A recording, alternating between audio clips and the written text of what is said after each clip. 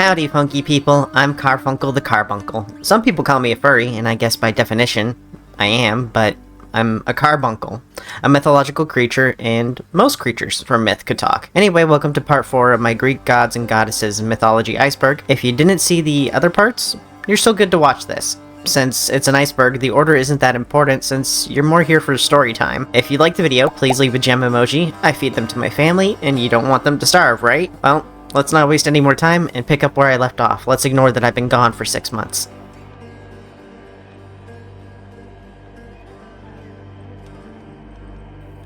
Iris. Iris likes to keep it simple. She's just the goddess of the rainbow, and as a side hustle, she's the private messenger and handmaiden of Hera. Iris is the sister of the goddess Arche, or Arca, and during the Titanomachy, they were on opposing sides. Iris worked for the gods as their messenger, and Arche worked for the Titans.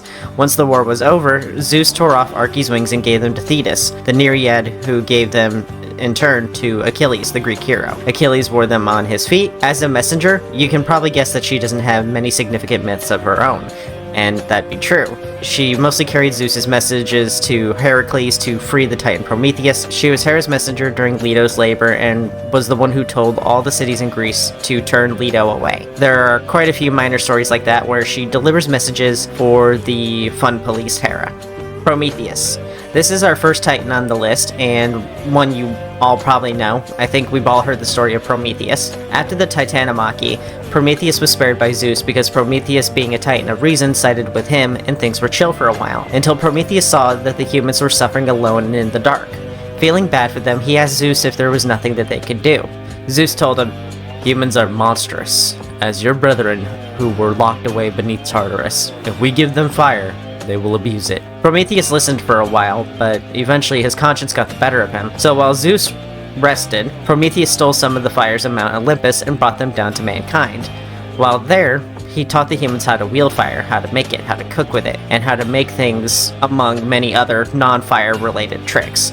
I can't remember who snitched, but come on, it was probably Helios. We know this already. Helios was a big snitch. He's built up a bit of a reputation for it at this point. Once Zeus discovered this, he was angry. The one Titan he trusted above all others betrayed him. He caught Prometheus and told him, "Like your kin, you work against me, and your punishment will be worse than theirs for your betrayal." He chains Prometheus to a rock. "Here you will lie for eternity, and each day an eagle will land next to you, and he will rend your flesh and eat your liver, and each day you will grow it back in time for his next meal." Zeus kept his promise, and Prometheus was tortured for what must have felt like an eternity. And Zeus was right.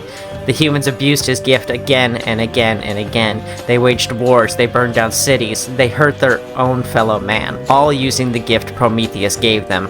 Prometheus was eventually freed by Heracles, but if you played God of War, he was freed by Kratos when Kratos fed him to the fires of Mount Olympus. It might seem cruel, but after the torture that Prometheus went through, I think it's what Prometheus really wanted.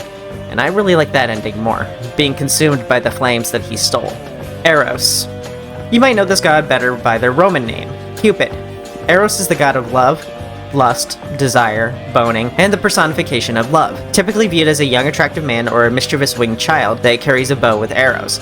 His arrows were able to make mortals and gods fall in love, and he worked as a handyman of Aphrodite as a matchmaker. Despite being at the employ of an Olympian, he's actually much older than any of the Olympians. Technically, because he's a primordial god, coming into it before Zeus even, being before his father Kronos even, and even before Kronos' father, because he's a primordial. Eros was actually the 4th god to come into existence after Chaos, Gaia, and Tartarus.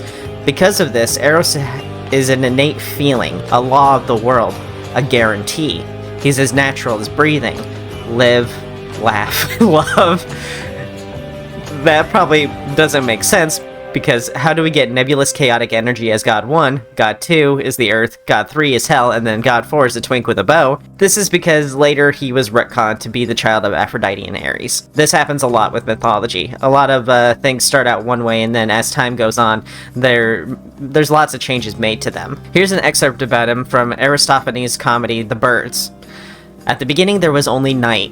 chaos, dark Erebus, and deep Tartarus. Earth, the air, and heaven had no existence. Firstly, black-winged night laid a germless egg in the bosom of the infinite deeps of Erebus, and from this, after the revolution of long ages, sprang the graceful Eros with his glittering gold wings, swift as the whirlwinds of the tempest. He mated in deep Tartarus with dark chaos, winged like himself, and thus hatched forth our race, which was the first to see the light. Basically, Nyx squatted and pooped out the Orphic egg.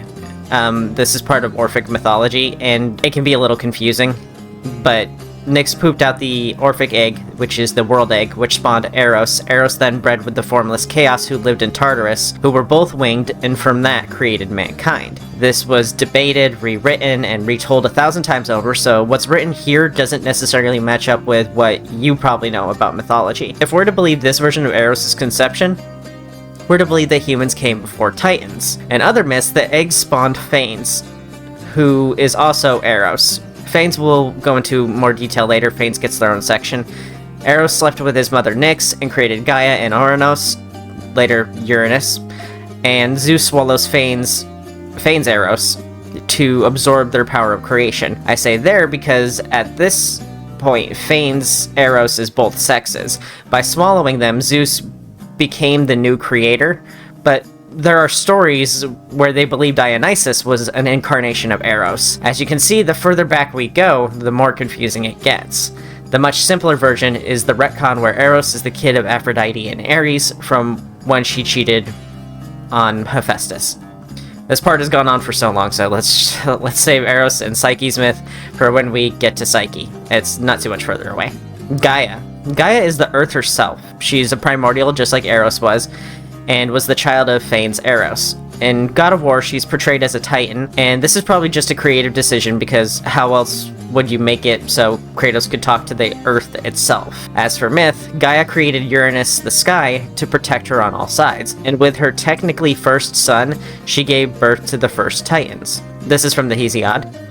She lay with heaven and bore deep swirling Oceanus, Poes and Creus, and Hyperion and Iapetus, Taea and Rhea, Themis and Mnemosyne, and gold-crowned Phoebe and lovely Tethys. Whole lot of ands in there. Someone should have taught him how to use commas a little more efficiently. Anyway, after them was born Cronus, or Kronos. It's used interchangeably here. The wily youngest and most terrible of her children, and he hated his lusty sire.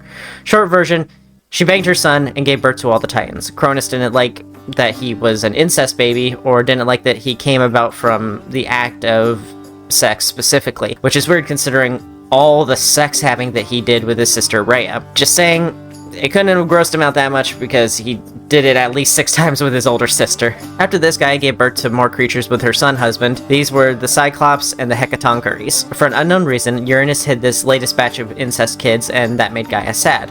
So she plotted with Cronus to create a sickle which would be used to lop off his mighty seed. She plotted with Cronus to castrate Uranus. In all fairness, I don't think he wanted kids anymore anyway, but from his blood, through Gaia, made the Erinyes, I don't know how to pronounce that one, giants, and Meliae. And when his seed landed in the ocean, and made Aphrodite. Gaia has a history of deposing fathers, as when she found out Cronus was trying to defy the fates and consumed his children, she stepped in and guided Zeus in the defeat of the Titans. But she didn't want Zeus to take the throne of the gods, so she had Typhon, and he was to challenge Zeus's right to the throne. This continues on in God of War when Gaia aids Kratos in overthrowing Zeus. For some reason, none of them thought, maybe I should get a vasectomy. Other than, Uranus's forced vasectomy, I suppose. Atlas. You probably know Atlas as the Titan who holds up the Earth, but this is a sort of misconception. Atlas holds up the celestial spheres, which is much more impressive. The celestial spheres isn't really a physical object so much as a chart. So if we took this literally, Atlas would be holding up the sky. The night sky, stars and all. The Atlas everyone thinks of when talking about holding up the Earth is actually the Roman Atlas, which came much, much later. Atlas was given the fate of holding the sky on his back by Zeus when Atlas sided with the losers during the Titanomachy. The alternative was being locked in Tartarus forever. So it's up to you which seems like the worst punishment. But to Atlas, Tartarus seemed much preferable, as he rejected the task given to him by Zeus and was sent there as well. That's just the original story though, and time changes everything. In future renditions, Atlas met Heracles. As one of Heracles' 12 labors, he was sent to retrieve the golden apples from Hera's garden, which was tended to by Atlas and his daughters, the Hesperides, and the dragon Ladon. Atlas told him, "Listen, bro, if you want me to get these apples for you, I'm going to need you to hold the sky for a minute. This is a bit heavy." Heracles was like, "Just the sky? Yeah, no problem, I got you, bro. Don't feel like you have to hurry back, I'm good."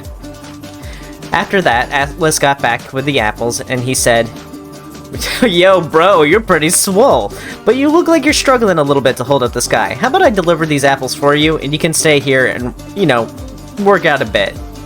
Pump up those numbers a bit by using the sky." This was obviously a trick though, and Atlas was tasked with holding the sky as a punishment.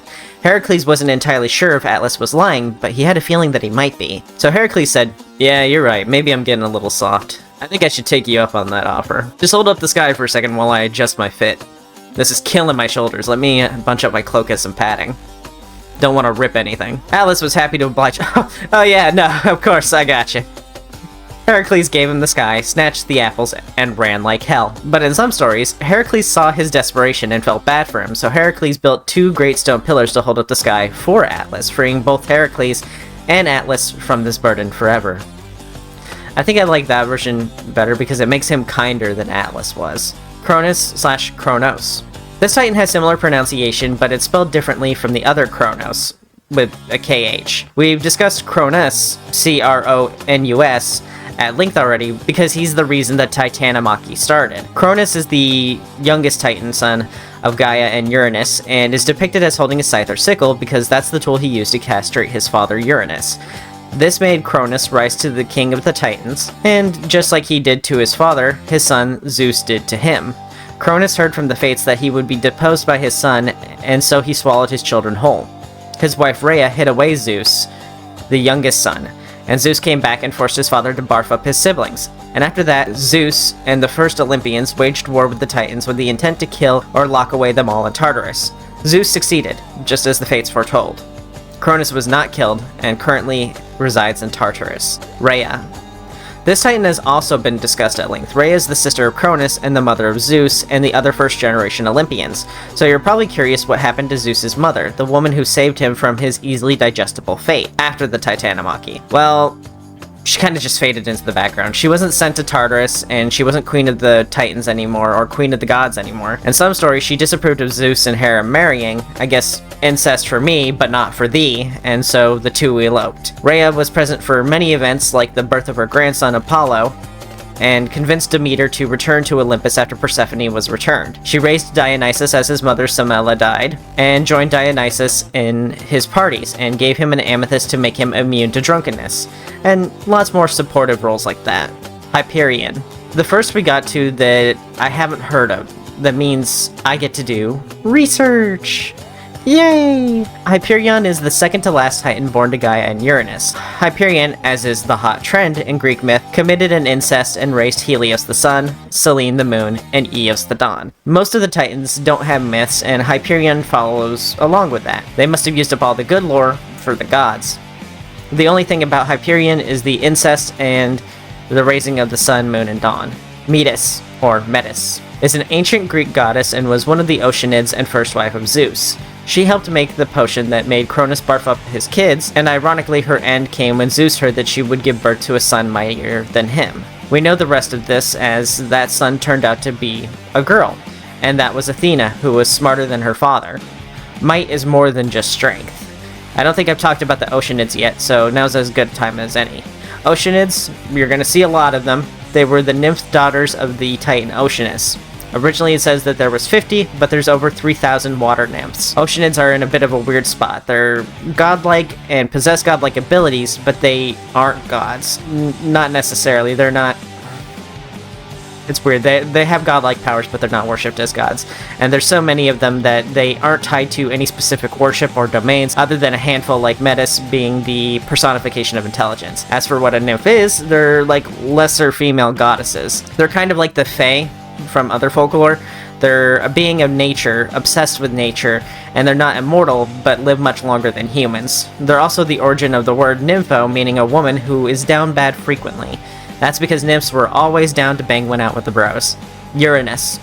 We talked a bit about Uranus. He's the brother husband of Gaia, the father of the Titans, Cyclops, Hecatoncheires, and after his balls got a bad haircut, he gave birth to Aphrodite. In earlier mythology, Uranus imprisoned the Titans until Gaia plotted with his sons to overthrow him. In later myths, he only imprisoned the Cyclopses and the Hecatoncheires because they were ugly. Now, about the testes being cut off thing. Rarely is it explicitly stated that Uranus has a humanoid form. It's more often said that he's just the sky itself. So before Cronus lopped it off, we had a giant ball sack swinging from the heavens. So I guess thank Cronus for that one, because otherwise, you'd look up and there'd be giant wrinkly ones hanging down there. I don't know. I don't know where I was going with this. Triton, the son of Poseidon and Amphitrite. Triton is the king of the sea depths. Triton was what you'd call a merman. From the waist down, he was a fish, and from the top half, he was humanoid. His father was a humanoid, and so was his mother. So I think Amphitrite may have been up to something a little fishy, but there were many different depictions of Triton with a variety of different lower bodies, like clawed limbs, two tails, winged, and half lobster. Triton's main dealie was blowing into a giant magical conch shell and making the waves raise and lower. But its sound was so horrid, it would make giants fight. So Triton's main myth is wrestling with Heracles, but it was only depicted on pottery with no written accounts of the event. This happens a lot. Either the story isn't told, or the potters were just flexing. But the pottery is beautiful. So I feel like there had to have been a story accompanying it, but either it didn't exist or it was just lost to time. Nyx. You probably know Nyx from Hades. Nyx is a primordial god, which is the god before the Titans. They're the gods that came before everything. Specifically, Nyx is the partner of Cronus, the primordial of time. That's Kronos with a KH. Together they procreated and created Aether, Chaos, and the Orphic Egg in Orphic mythology. Later on, the Orphic Egg isn't involved with it. Phanes, who was born from the Orphic Egg, gave birth to the first generation of the gods and created the cosmos. Kronos doesn't have much of a story, but we'll see him again next layer. Now, that's just one telling. In the Theogony, the epic by Hesiod, where the origin myths of these deities come from, Nyx is actually the child of Chaos along with Erebus, where she goes on to be the mother of Aether and Hemera / the Day. Then she keeps going. She keeps popping out more deities and without a partner through what is called parthenogenesis. It's when a female of a species gives birth without needing a male of the species intervention. Typically, it's through cloning. It's basically just making a duplicate of themselves. In this case, they weren't duplicates because they're gods. Some gods can just give birth without help. She creates Moros doom, Kur destruction, Thanatos death, Hypnos sleep, Oneia roi dreams, Momus blame, Oisis pain, the Hesperides the fates, Charis nemesis retribution, Apathy deceit, Philotes love, Garrus old age, and Eris strife. She was busy. So in my opinion, I think Nyx is a much better deity and representation of motherhood than any Olympian god could be. She made essentially every incarnate, and then some. She's the mother to everything. But she's made even more than that. Poets after Hesiod also gave her credit for Kronos time. This one was a CH Kronos, not a KH Kronos. Hecate, the goddess of magic, Erinyes, the Furies, and Lyssa, madness. So depending on whose mythology you go by, she can be the first being, the second, or the second and the mother of literally everything under the sun, plus the sun itself. As you can see from the beginning, people were taking liberties with the source material, so that's why I don't get too picky on what's considered canon in mythology and non-canon. Sure, God of War gets some things wrong, but what's there is good and functions, albeit a little edgy, and Hades does amazing for the amount of blanks that they had to fill in with all of that dialogue. But I think Nyx is probably the deity they did the best with. She's incredibly motherly, and while she's not Zagreus' true mother, she always acted like she was. Hecate, goddess of boundaries, transitions, crossroads, magic, witchcraft, new moon, necromancy, and ghosts. Hecate has some ties to modern witchcraft religions as well, and that's because she's been a goddess of witchcraft for about 1,923 years, so she has the experience. The description of her as a goddess of witchcraft is also rad, and the epic poem Pharsalia, a witch, describes Hecate as a rotting goddess with a pallid, decaying body, and she wears a mask when she visits the other gods. So, she's a decaying zombie boss bee, and she disguises herself as living and happy. Relatable. Now, she has loads of information about her, like tons, so I'll just give you some notes. She's a triplicate goddess, meaning that many of her depictions are of her in 3 forms: youthful, mother, and crone. She's a chthonic deity, might be a titan, maybe Greek, maybe not, and she's still worshipped today thanks to the resurgence of paganism in the 90s. Dione, or Dione. Damn, this layer is throwing some weird curveballs. These are supposed to be the more commonly known ones, but okay. Dione is a Titan lady, but her name directly translated means goddess, she-Zeus, or the Divine One. In typical Titan fashion, all we have to go on is name, origin, that's it. She's the daughter of Oceanus and Tethys, which makes her a water nymph. She's sometimes called the daughter of Gaia and Uranus, which would make her a Titan, but she was later changed to be the daughter of Oceanus and Tethys, which makes her a water nymph. So, depending on who you ask, she's a nymph, titan, or both. If that doesn't confuse you, Aphrodite sometimes goes by Dione. Homer calls Dione the mother of Aphrodite, and sometimes is the daughter of Atlas, and either Pleione or Aethra. She really isn't important. She married Tantalus and gave him kids, but it's very weird that she has so many origins but no myths of her own. Why so many inconsequential details for an equally inconsequential character? She's also technically an Olympian, as she was a counterpart to Zeus and as a water goddess. This is pretty common. Lots of titans and nymphs exist for the sake of genealogical reasons, and I go over this later. When I wrote this, I'm like 10 layers ahead of where I'm actually reading it now. Later on, I call these genealogical titans. These are titans that existed for the purpose of padding out a family tree. There's also 3,000 oceanids, as I said before, as well as river gods. So a lot of these gods just don't have a domain, or they have domains and then no stories about them, and Dione is one of those. Hebe, goddess of eternal life, prime of life, forgiveness, and cupbearer to the gods. Cupbearer just means that she poured the ambrosia for the Olympians.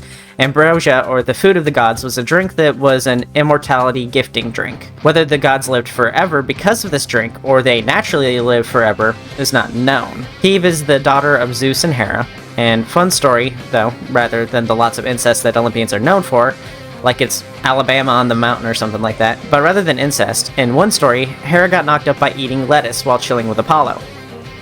Weird, but there's more than one lettuce story. In one, she wants to get pregnant and have a kid, but she hates Zeus and didn't want to have a kid with him. So she goes to Oceanus and Tethys, who live at the end of the world, and they point her towards the Garden of Flora, also known as Chloris, where she touched a nameless plant and got pregnant with Ares. She left a positive Yelp review of 5 out of 5, touched a plant, got pregnant, so she ate lettuce from the garden, bit into that thing like an apple, and then got pregnant with Hebe. I wonder if it was an iceberg lettuce. Anyway, enough about horny lettuce. Hebe was also the bride of Heracles, and lots of folks said she was a 10 out of 10. Phoebe. Here we have yet another Titan, so you know the drill, not much lore here, but Phoebe is a female Titan and the sister of Coeus, and the mother of Leto, the mother of Apollo and Artemis. Artemis and Apollo actually were named after Phoebe first, Phoebus being Apollo and Phoebe being Artemis. Not that weird, some of you in the audience were probably named after one of your relatives. Other than that, she was present with Leto for the Gigantomachy, which is similar to the Titanomachy, but it was about the attempted of the giant race. Giants were another child of Uranus, being born from the blood that was spilled when his son Kronos castrated him. Kratos. Okay, so you're probably thinking, you mean the dude from the games? Ares! Zeus! But Kratos was an actual god, and the game Kratos is in has nothing to do with him aside from his name. Kratos is the personification of strength, like Nyx is the personification of night. Kratos first appears like mini-gods in the Theogony, which I've mentioned like a million times already. Let me know if you want me to do a full reading of the Theogony sometime. I have a video where I did a short version of it. It's not a very entertaining read. Anyway, from the Theogony, and Styx, the daughter of the ocean, was joined to Pallas and bore Zelus, and trim-ankled Nike in the house. Also, she brought forth Kratos and Baia, wonderful children. They have no house apart from Zeus, nor any dwelling nor path except that wherein God lies, nor any dwelling nor path except that wherein God leads them. But they dwell always with Zeus, the loud thunderer. So yeah, he's a bit of a footnote here. He and his sister Bia were also the ones to chain Prometheus down as per Zeus's command. This was part of the play Prometheus Bound. It's a bit of a lengthy story and would make a better video of its own. If I ever finish this Iceberg, remind me to do a video on Prometheus Bound. Mnemosyne. Another Titan lady with very little lore. Finding Nemo here is the goddess of memory, and according to the theogony, she was the one poets got their powers of public speech from. Enyo. Enyo is a goddess of war, but you might know her better as Bellona, the Roman goddess of war. That's where I first heard of her, when she was released as a playable character in Smite. Enyo doesn't have much lore. Her thing was mostly city sieging. Gotta love a girl boss. Helios. The god of snitching and the personification of the sun. He can't help being a snitch though. He's stuck in the sky all day, so he sees everything that's going on, and a lot of the time he snitches on people for important reasons, like when Hades kidnapped Persephone, or when Aphrodite cheated on Hephaestus. Previously I said Apollo brought the sun up every day. Depending on the telling, I'm wrong. It's Helios. I probably mixed it up because let's just blame Disney for that one. Helios rides on a chariot as he shines down on the people and gods below. Helios has his nose in a lot of people's business and is in a lot of myths as a supporting role. So there are a lot of myths here, and we have a good myth coming up next. So I don't want to, overshadow that really good myth that's coming up. Pandora. Oh yeah, baby. We're getting spicy. We're getting a good myth. We're getting a good myth. I feed you so well. Despite this being a god's iceberg, they added Pandora, a human, most known for the box bearing her namesake. And if you haven't heard the story of Pandora and her box, I'd be very surprised. I first heard this story in grade school, so I'll be telling it from memory. Pandora was the first human created by Hephaestus, as per instruction by Zeus. All of the gods loved her, and she was loved by all of the Olympians. She was the mother of all human women, but in mythology, she's also the source of all evils. On her creation, the gods gave her lots of gifts. Aphrodite gave her beauty, Hermes gave her his clever nature, and the name Pandora. Athena taught her the loom and gave her clothing, and the others gave her more practical gifts. Hephaestus gave her the final gift, a beautiful box, but he told her, a beautiful box with a dark truth, just like you. You can look and touch it all you like, but you must promise to never open it. If you know anything about humans, they're curious. You can't give them anything like this. You can't trust a human with anything. She, of course, promised, but one day she grew too curious. She peered into the box, and as she did, horrors leapt out of the box. From inside, 101 evils escaped and fled into the world of humans. Jealousy, rage, greed, sadness, plagues, and more. All but one thing was left. And the humans still hold on to it, and that was hope.